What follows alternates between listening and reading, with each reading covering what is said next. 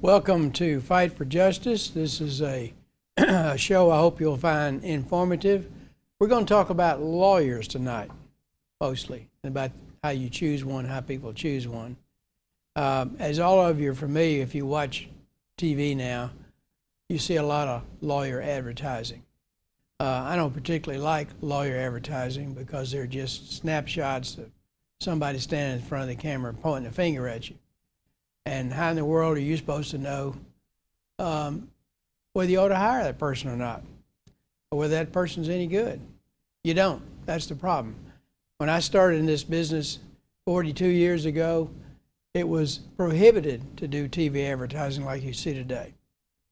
And the reason for that is that there was a code of ethics which said that advertising was unprofessional. I'm paraphrasing, of course, but it wasn't allowed.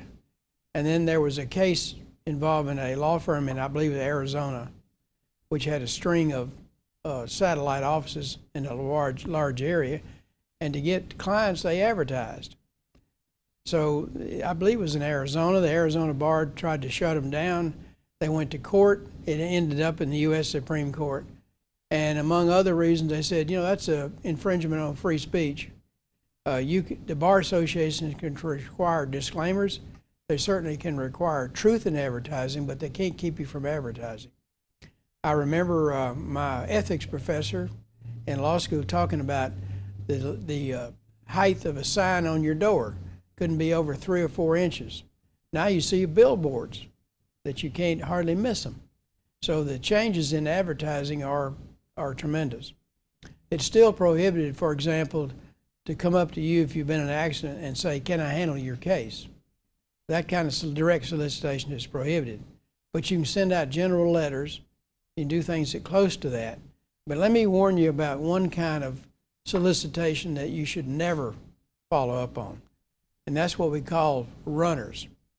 Runners are people who are hired by certain lawyers, and they are sent to contact you after you've had an injury or an accident of some kind, and recommend to you that you go to see somebody of that who they're working for.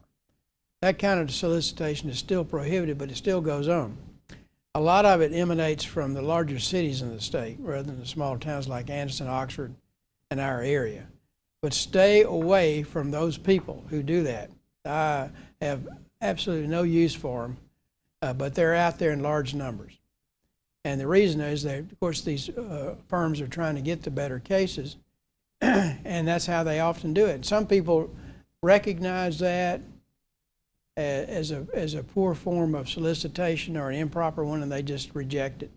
Others are more vulnerable people who are hurt or injured of some kind, and they say, "Oh, he's trying to help me. I'll go see his man or his woman," and they respond to that. But I would stay away from it. So if you reject advertising, and some people might say this show is a form of advertising, and it is, but we're not knocking the door down to your house to try to get in. We're just trying to have a series of shows here that inform you about different subjects in the law and hopefully educate you some. We've had a lot of feedback from this show, whether we talk about wills or auto accidents or truck accidents, medical malpractice, any of that kind of stuff. And we rerun this show occasionally, so if you missed it or somebody misses, they get to see it. So we're kind of low-key about trying to give you information about the law as it exists in certain areas. Well, if I don't like advertising, then how are you to choose a lawyer if you don't know one? Well, of course, the first thing is hopefully you'll know somebody, and you'll know whether you respect them or not and whether they're good or not, because generally we fly by reputation. So how do you choose one if you don't know anybody? Ask around. Talk to your banker. Talk to anybody you know who you have trust in, a good businessman who knows who the lawyers are. Chamber of Commerce types generally know them, know who they are. Get some recommendations. That's what you got to do. Do that on your own. Then after you've got some recommendations, what you should do? Go see them. Don't be afraid to set up an appointment to go interview that person and see if you've got the chemistry necessary to have a successful relationship. Because once that relationship, if it's sour from the beginning, it's not going to work for either one of you. So that's what you need to do. And lawyers will be glad to have you, most of them will be glad to have you come spend a few minutes with them and get to know them a little bit. And they get to know you and see how that works out for you. And they're not going to spend 2 or 3 hours having a coffee hour with you, but a brief meeting would be in order. And then based on that, you can make an informed decision. So ask around. Accountants, business people are the best sources. Sometimes you might even know a lawyer who doesn't do certain things. For example, there's some lawyers who do bankruptcy. We don't. Raymond and I do not do bankruptcy. But if you have an issue, we have it come up all the time in a case where we think somebody ought to consider filing bankruptcy. We send them to see a bankruptcy lawyer. We're not afraid to recommend other lawyers for certain areas that can help you in a situation you've got. But in the lawsuit area, civil litigation, we don't do criminal law. Or rarely, we might do some small ones, but generally we don't do them. But in the civil area, that's where we thrive. Is that guy who advertises Social Security, what does he say? That's where we thrive or blossom or something like that. Anyway, or we don't do Social Security disability. We might send you to see somebody we know who is good and does it. So we don't mind making recommendations in areas where we don't handle the cases. So that's how you do it. That's how you should do it. And don't be afraid to get information and advice and recommendations. It's a good way. We all of us in this field have reputations. Sometimes we don't know what they are. We have an idea. We have to even ask our friends, what kind of reputation do I have, by the way? And sometimes we're surprised by what we hear, but that's the way you find out. And you build that reputation, if it's a good one, based on success, client relationship, aggressiveness, good judgment. That's the best quality of a lawyer, is knowledge and good judgment about how to accomplish somebody's goal. And that's what gives us the best chance of success. So that's how you do it. We don't particularly care for, as hard sell TV advertising. There's a guy that stands on top of an 18-wheeler. I don't go for that. I wouldn't hire somebody that does that, but you might. It's up to you, but I would ask around and find out. So, Freeman, chip in here and let's talk about the subject of lawyers. Obviously, I think you touched on it. Things have changed a good deal as far as advertising is concerned, and now it's a lot more prevalent in our society than I think it was, when you were coming up. And it's something that, even if you don't like it, I guess we've reached a point where at some point you actually consider it. But, you hope, or at least I hope, that we don't ever have to go that route where it's that kind of direct solicitation through a billboard or something else. But the rest of what you said... So if you see us on a billboard, it's not because we want to be. Sometimes it's because we feel like we have to meet the competition. And we don't like that. But that's what sometimes drives commerce, is the competition. And competition among lawyers has gotten I see new fierce. Billboards on Quincy for lawyers. I've seen some just in the last few weeks. New ones. Yeah, new ones. Yeah. And I'm sure they're good people. I've never met them. I don't know who they are. But let me interject one thing that I need to tell you. You don't need to go out of this area to hire a good lawyer. Don't fall for that you think you've got to go to Birmingham or some other city. There are good lawyers right there's 130 lawyers in this area, in this county alone. We've got some very good ones here. You just have to find out who they are. And you can ask around, you can find out.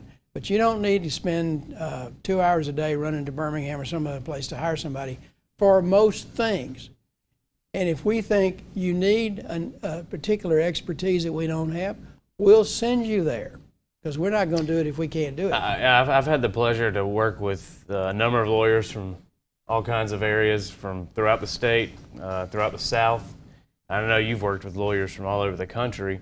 And really, from our good lawyers to good lawyers in Birmingham or Mobile or Tuscaloosa, there's really not that much of a difference. It's just a choice of where you want to live. Especially for routine things.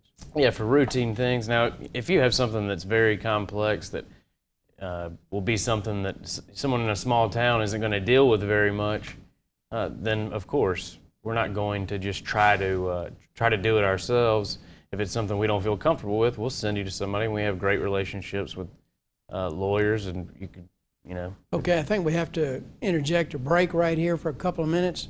So join us in a couple of minutes and we'll continue this discussion, and hopefully it'll be some help to you on hiring a lawyer.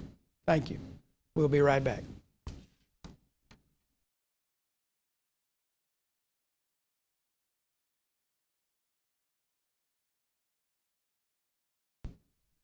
Okay, welcome back for the second segment of tonight's show. We're talking about lawyers and how to choose one, and we're going to talk about things that we do and why you may come to us and why you may not. By the way, I want to announce tonight that Mickey Shadricks has agreed to introduce a new segment to this show. He's going to send camera crews out in the community, and kind of like a man in the street interview, he's going to ask questions that will be replayed on the show, and we will answer them as they come across. He asked me a little while ago, he said, is there any question that you don't want somebody to ask? No, ask it. If we don't know the answer, we'll tell you. If we need to see somebody else, we'll tell you. If it's something we commonly do, we'll answer the question. And you don't have to pay for it. So look for those camera crews. They'll be out in the community in the coming weeks, and it should be a fun segment for the show.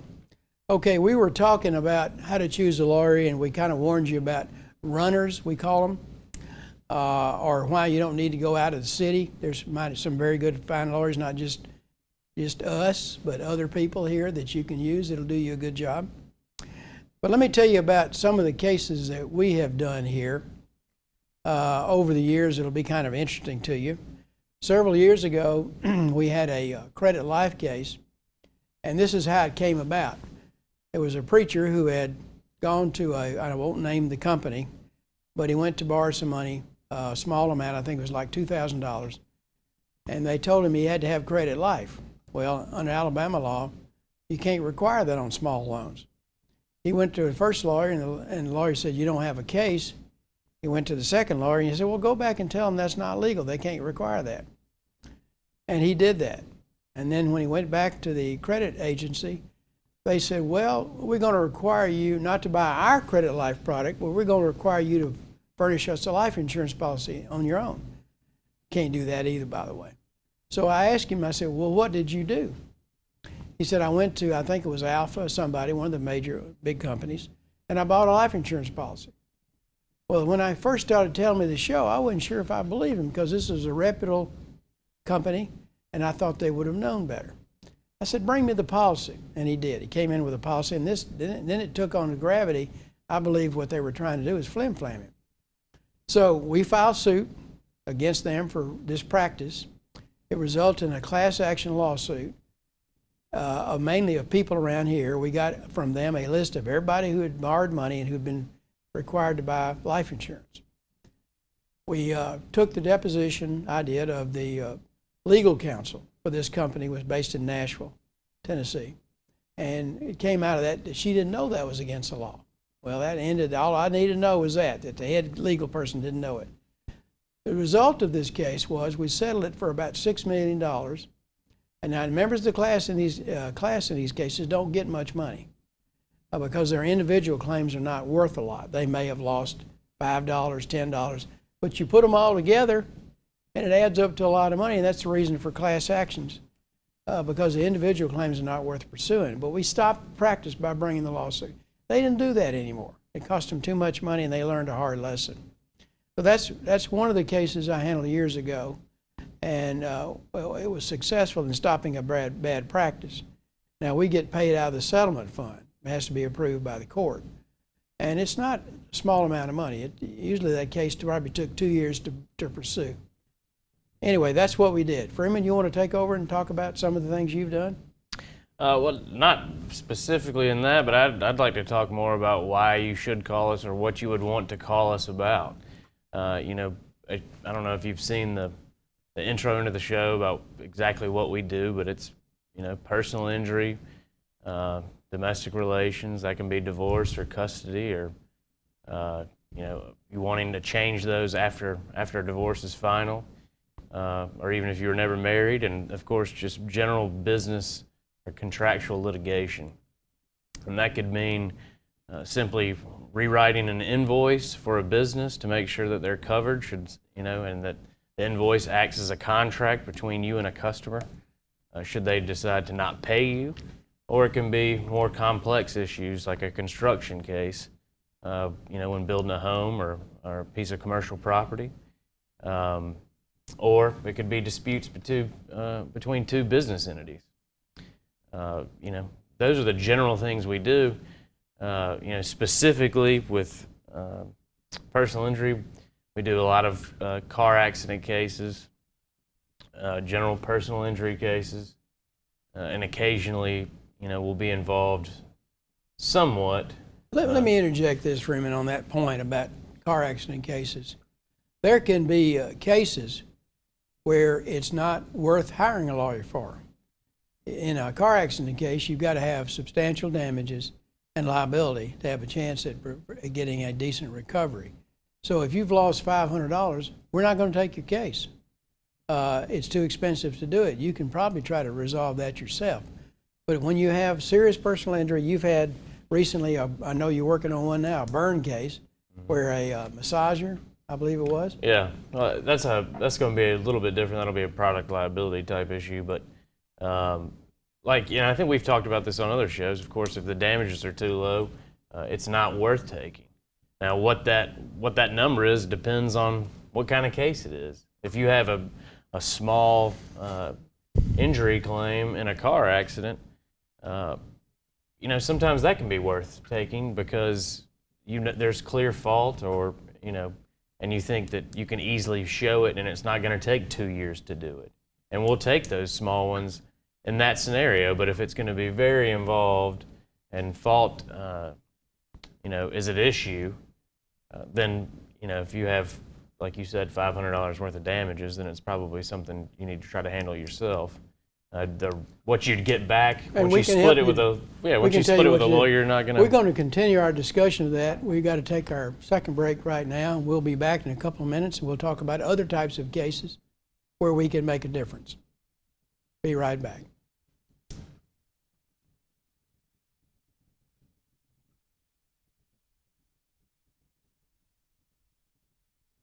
Okay, welcome back. We were talking about when you can hire a lawyer and whatnot, and the kinds of cases that we do. So, Freeman, is it if you've got good damages, good physical injury damages? I know the answer, what your answer is going to be, but can lawyers make a difference in helping resolve those cases? Absolutely. There's all kinds of things that people won't know, or that if you've never been through the situation, you've never been trained to go through the situation. Going to be all kinds of knowledge that you don't have, that a lawyer will have, that we will have, where we can make a difference. In an injury case, or any of the cases we do, domestic relations or contract type stuff, and we can make a difference just from that general knowledge. I know you but had a case specifically with injuries. We've talked about this before, but it could be the fact that if that person doesn't have insurance, that you can go against your own insurance carrier. I don't think most people know that. Well, they probably don't. It's called underinsured coverage. But I think you had a case recently where an insurance company made an offer to somebody, and you got in the case, and all of a sudden it became a much bigger case. I don't know specifically which one you're referring to, but insurance companies will always come in at the very, very early and try to make offers to get rid of a case as quickly as possible before a lawyer gets involved. Yeah, before. So that way they can pay, pennies on the dollar. You may have a case that's worth $30,000. They'll come in right away and offer, $5,000 to settle the case before a lawyer gets involved, hoping that you'll just take it. You need the money. They hope you need the money, and you'll take it and go for it. Right, and that you won't take the time to meet with a lawyer to actually see if you have a good case, and a lawyer can tell you what they think a case is worth, and that's part of being a good lawyer. And let me give you an example of that. You should never enter a settlement on a personal injury case until you have reached what we call maximum medical improvement. Freeman, comment on maximum medical improvement. Basically, just in layman's terms, means that you're not going to get any better. At this point, your injuries they've either progressed to the point where you're okay, or they've progressed to the point where you're going to be 75% okay, and you can't really expect to get better than that. That's a doctor will tell you that. and we can ask the doctor that. And then we also gather the information, the documents that you need to sell your case to the insurance adjuster. Now, a lot of people think we just want to go to court and sue everybody. That's not true. We try to get those cases resolved for a fair number early on. If that can't be done, then you left kind of with no choice but to file your lawsuit. And it's one of those obligations that all lawyers should have, is to try to resolve them without litigation. But a lot of times litigation is just going to be that way. You just have to do it. I think in general terms, just advice I would give to friends or family would be to always ask, or if you think you may need a lawyer later on, the earlier you talk to a lawyer, the better, because they can stop mistakes from happening along the way that can make a situation much worse for you. You know, if you do have a situation, whether it's a contract dispute or even a personal injury case, Yeah, but you can take actions that can lessen the value of your case. Or on the flip side of that, if you have a contract dispute with somebody, you can take actions that can make your chances of being sued much greater, and the damages to the other person much greater. That's true. And for example, if you had a bad personal injury case and you went into a lawyer's office who did nothing but close loans, you're in the wrong place. He can't really help you, even though he says, oh, I can handle this. I don't agree with that. So you have to be careful not to do that. That's why we've had a lot of experience doing these, as have many other lawyers around here, but that's what you want to get to when you find your place. I have had several, for example, will contests. Somebody's unhappy with the distribution they got from a will, and some of these cases have been in where have been in the millions and millions of dollars, $9-10 million.